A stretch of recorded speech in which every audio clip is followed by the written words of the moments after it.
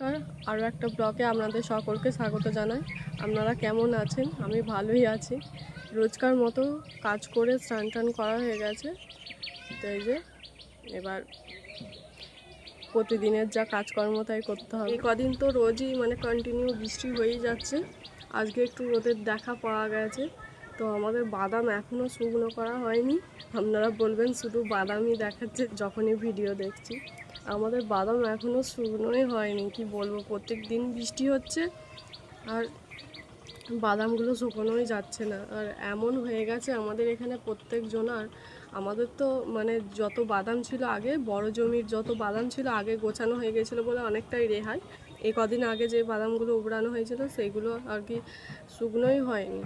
তো যা হোক করে কদিন ধরেই তো বৃষ্টি হচ্ছে আর একবার করে দেওয়া হচ্ছে, তোলা হচ্ছে, দেওয়া হচ্ছে, তোলা হচ্ছে। যখনই বৃষ্টি আসছে তখনই আবার তুলে নেওয়া হচ্ছে, ওই হচ্ছে।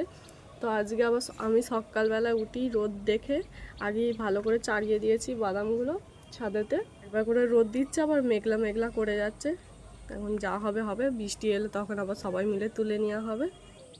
এই দেখুন, এই বাদামগুলো একদম কি বলবো, কষ্ট করে শুকনো হয়েছে।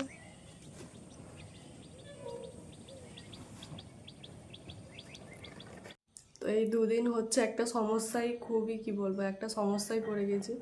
এই যে চোখটাতে দেখছেন যে ফুলেছে, কি হয়েছে কি জানি। তো এই যে ফুলে আছে আর প্রচণ্ড ব্যথা আর যন্ত্রণা, কী যে হয়েছে জানি না। তো এরকম কোনো দিনও হয়নি এই চোখেতে, কি বলবো, এত অসুবিধা হচ্ছে। মানে ঠিক করে তাকাতেও পারছি না, একভাবে তাকিয়ে থাকলে আবার জল কাটছে চোখটা দিয়ে। আর এরকম ফুলেই আছে আর ব্যথা। তো কালকে ডাক্তারখানায় গিয়েছিলাম, তো একটা ড্রপ দিয়েছেন, তো সেইটাই এখন দেওয়া হচ্ছে। আর ওই ব্যথার ওষুধ দিয়েছে, তো সেটাই এখন খাচ্ছি। তো একটু কমেছে তারই মধ্যে। তো সবাই এখন ব্যস্ত, সবাই কাজ করছে বাড়ি। মা গেছে একবার জমিতে আর বাপি ছাদে, মানে বাদামগুলো চুচ্ছে আর কি, বাদামগুলো ছাড়াচ্ছে। আর আপনাদের দাদাভাই কাজে চলে গেছে সকালে ভোরবেলায়। তো যাই একটু ছাদের দিকে, বাদামগুলো একটু রোদে দিতে হবে, দেখি হাতাপাতি দিয়ে দিই। সকালবেলা যদিও বা একটু রোদ উঠেছিল, আবার মেঘ করে গেছে, একদম অন্ধকার হয়ে এসছে। তো মা আর বাপি ওপরে চলে গেছে একদম বাদামগুলো তুলতে, নাহলে যদি একবার জল চলে আসে তো হয়ে গেল। তো চা করে দিয়েছি, চা নিয়েই চলে গেছে ওপরে। আর আমি এখন মুড়ি খাওয়ার জন্য আলু ভাজছি। তো রোজই তো নানা রকম আলু দিয়ে কিছু হয়, আলুর ঝোল, আলু ছেচকি, আজকে করছি আলু ভাজা। তো এই দিয়েই মুড়ি খাওয়া হয়ে যাবে, আর হয়েও গেছে।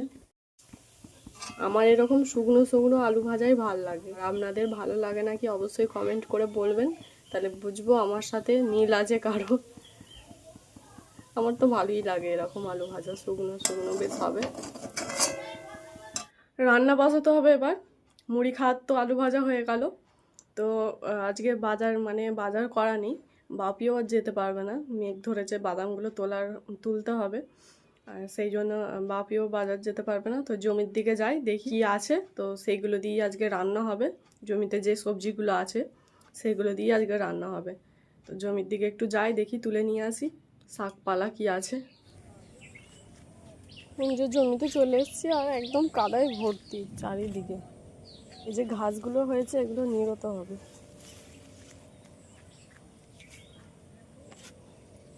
দুটো ঢ্যাঁড়স নিয়ে যাই, রান্না হবে কচি কচি দেখে।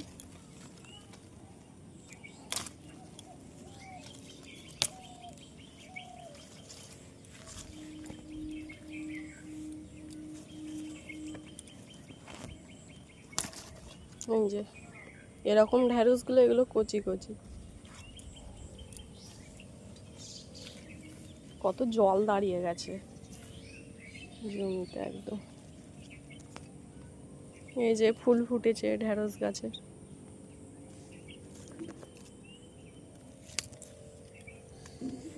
ঢ্যাঁড়স তোলা হয়ে গেছে, যতগুলো দরকার রান্না করার জন্য নিয়ে নিয়েছি। আবার তো ওগুলো বিকালে তুলতে হবে, বাজার নিয়ে যাবে। আর শাকপালার মধ্যে আছে কিছু শাক আছে, তো পালং শাকটা একদম খাওয়া হয়নি, যখন থেকে দিয়েছিল তুলে নিয়ে যাওয়াই হয়নি। তো পালং শাক কিছু নিয়ে নেব। এই যে পালং শাকগুলো আছে এগুলি দেখে দেখে তুলতে হবে। জলেতে সব নষ্ট হয়ে গেছে।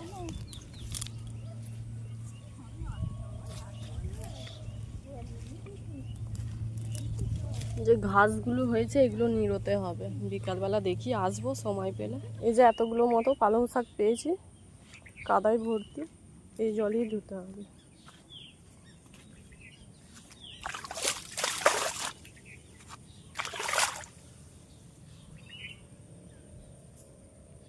জলটা কত নিচুতে ছিল আর কত ওপরে চলে এসছে।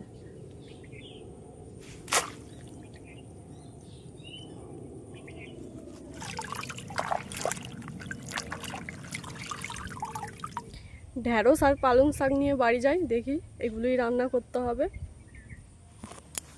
এই দেখুন পুকুরের জল আর জমির জল একসাথে হয়ে গেছে, কাদা পেরিয়ে যেতে হবে। কি অবস্থা, জমিতে একদম কাদায় ভর্তি।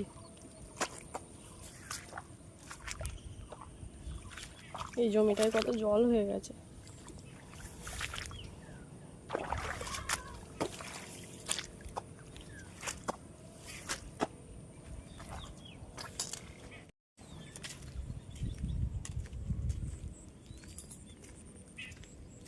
বাদাম তোলা হয়ে গেছে আর সব জমিতে ঘাসে ভর্তি হয়ে গেছে আর সবুজে সবুজ লাগছে। রান্না প্রায় শেষই হয়ে গেছে। আর এই যে এখন রোদের প্রচুর জোর, এই মাত্র মেঘ করেছিল আর বাদাম সব তুলেই দিয়েছিলাম তিনজনা মিলে, বাপি আমি মা। তারপর আবার মিলতে হলো, আর রোদ দিয়েছে, এই রোদটাতে শুকিয়ে গেলেই নামিয়ে নিতে হবে বাদামগুলো। আর এরপর যদি আবার মেঘ করে জল চলে আসে আর সব ভিজে যাবে, যত শুকিয়েছে যদিও বা সব ভিজে যাবে। এই যে রান্না করে ফেলেছি প্রায় শেষের দিকে। ওহ বাবারে, আমার চোখটা নিয়ে সমস্যা বেশি। আজকে রান্না করেছি পটল ভাজা, উচ্ছে ভাজা আর ঢ্যাঁড়সের ঝাল, আর হচ্ছে পালং শাক দিয়ে আলু দিয়ে চচ্চড়ি করেছি। এই তরকারি, আর কিছু করিনি। আর এই যে আমার স্পেশাল গ্যাসে রান্না হচ্ছে, বাদামের যে গোড়াগুলো সেইগুলো দিয়ে রান্না করছি। এগুলো একদম শুকনো খড়খড়ে, আর উনুনে দিচ্ছি একদম কি বলবো, যা সুন্দর জ্বলছে, গ্যাসকেও হার মানিয়ে দেবে একদম। এই যে আমার তরকারি, পালং শাক, আলু, পটল দিয়ে চচ্চড়ি।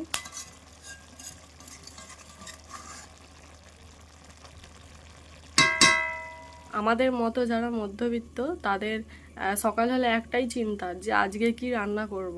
প্রত্যেকটা দিন আজকে কি রান্না করব, আজকে কি রান্না হবে। আমি আগে বুঝতাম না, এখন সংসারী হয়ে গেছি, সেই জন্য চাপটা আমার মাথাও আসে যে কি রান্না করব আজকে। যদিও বা মাই মানে দেখে কি রান্না হবে না হবে, তবুও আমার মাথায়ও চিন্তা চলে আসে যে কি আজকে রান্না হবে, কি করব। কালকে তো এইটা হয়েছে, তার আগের দিনে এইটা হয়েছে, তো এসব করে এই আজকে এটা হবে। সকালবেলা এই চিন্তাটা সবার থাকে, যারা আর কি বাড়ির বউদের কথা বলছি, তাদের মাথায় এই চিন্তাটা থাকে যে কি রান্না হবে আজকে। আমার তো 12টার মধ্যে রান্না কমপ্লিট হয়ে যায়।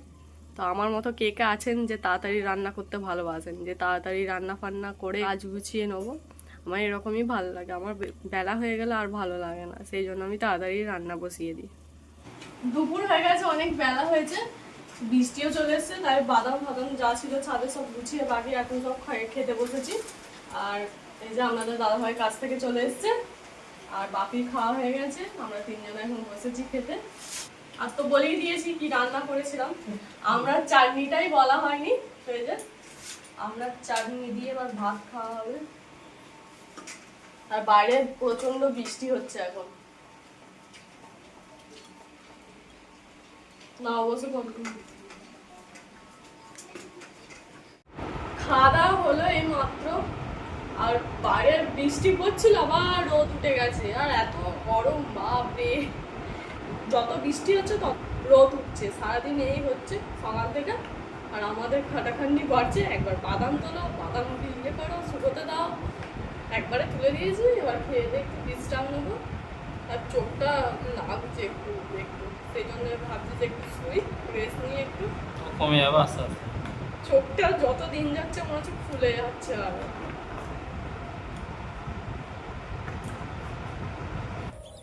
বিকালবেলা দিকে একটু জমির দিকে বেরিয়েছি, আমাদের যে একটা জমি আছে ওখানে যাওয়াই আর হয় না, সেই জন্য আজকে ভাবলাম দুজনে মিলেই যাই। আর এই বর্ষাতে কি বলবো কি অবস্থা, এরকম রাস্তায় আমি জীবনে হাঁটিনি গো। আর মানে মোটা আল, কিন্তু এবারে কাদায় ভর্তি, যা স্লিপ মারছে, একবার যদি পড়ে যায়। বর্ষাকালে তো কাদা হবে। আর এক এক জায়গায় এমন জল জমে আছে, বাপরে। কি করে বললাম, গ্রাম বাংলার মাঠের রাস্তা কাদা হবে না? কাদা কাকে বলে এইখানটায় দেখলে দেখেছো তো, জমি দেখো পর্যন্ত এখনো পর্যন্ত জল দেখো। এতদিন বৃষ্টি হচ্ছে দেখেছো, অনেকদিন বাদে মাঠটা এসছে। মানে মেঘগুলো এত সুন্দর লাগছে দেখে। মেঘ করেছে তো, বৃষ্টি পড়ছে বলে আবার ছাতা নিয়ে এসছে। চলো কাদের বেগুন গাছে, তো বেগুনের ওখানে তো জলের ভর্তি গাছের ওখানে। জল তো হবে। দেখো সব বীজ ফেলে দিয়েছে, এবার ধান রোয়া হবে, দেখেছো?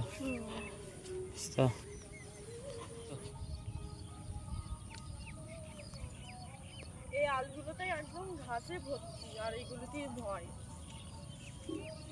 কত ঘাস হয়েছে দেখো, বাপরে।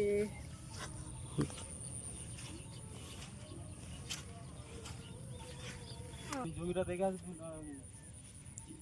ওই যে এই জমিটার পর ওই জমিটা আমাদের, এই পরের জমিটা আমাদের। আর দেখতে যাচ্ছে কত কি ঘাস হয়েছে না হয়েছে, কারণ ওই জমিটাতেই রোয়া হবে। রোয়া বলতে যেই ধান রোয়া হয়, ওই রোয়া হবে ওই জমিটাতেই, মানে ধান চাষ হবে, সেই জন্য জমিটা দেখতে যাচ্ছে। ঘাস বেরিয়েছে কত কি।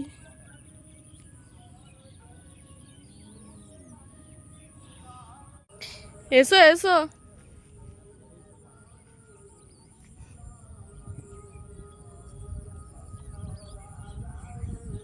ঘাস তেমন একটা হয়নি নয়।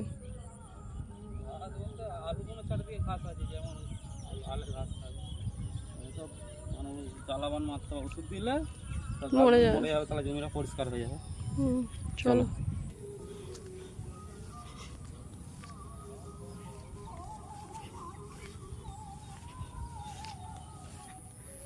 জমির দেখা হয়ে গেছে, এবার বাড়ি যাই, কারণ এখানে বেশিক্ষণ থাকা যাবে না। এখানে যদি বৃষ্টি চলে আসে, মেঘ করেছে, এখান থেকে আমাদের বাড়ি দেখা যাবে না, অনেকটাই দূর। শুধু আমাদের যে আশেপাশে বাড়িগুলো আছে সেইগুলোই দেখা যাচ্ছে।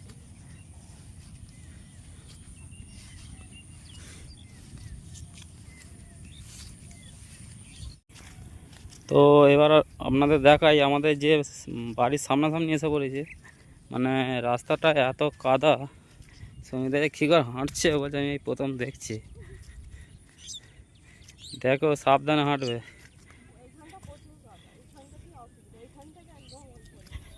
আর তো আর কাদা কি বলবো, দুদিকটাই দু গায়েতেই জমিতে জল। হুম,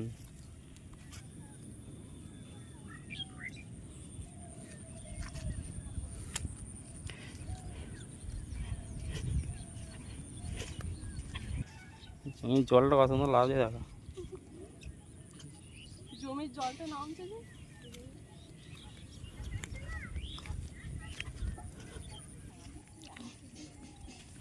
এই দেখো সমিতা, এইখানটা আবার বেশি কাদা আছে। চলো, এখানটা একদম কি বলবো, এত হারে কাদা। চলো, এখান থেকে একদম ওই অক্ষে